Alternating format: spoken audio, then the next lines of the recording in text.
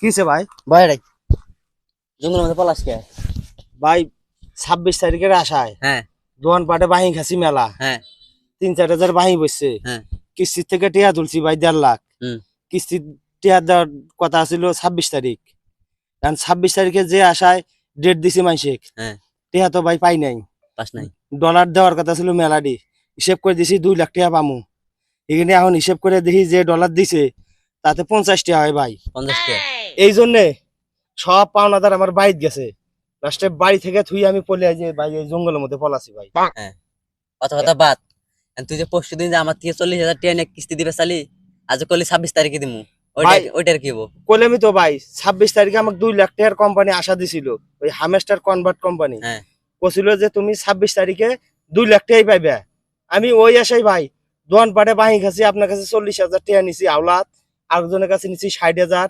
কিস্তির থেকে টাকা তুলছি যে 2 লাখ টাকা দিব আমাক, 26 তারিখে সবারই ঋণ শোধ করে দেবো।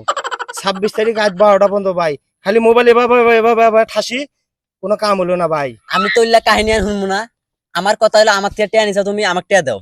এখন কোম্পানি কইছে ভাই 36 তারিখে টাকা দিব। তোমার 26 তারিখের আমি দেই, আমি দেই। তোমার 26 তারিখের কোনো বাহানা চলবে না, আমাকে টাকা দাও। তুমি আমার কাছে টাকা নিছো, টাকা দাও তুমি। ভাই আমি টাকা কোন থেকে দেবো ভাই? তুমি টাকা কোন থেকে দেবে সেটা তো আমি বুঝবো না।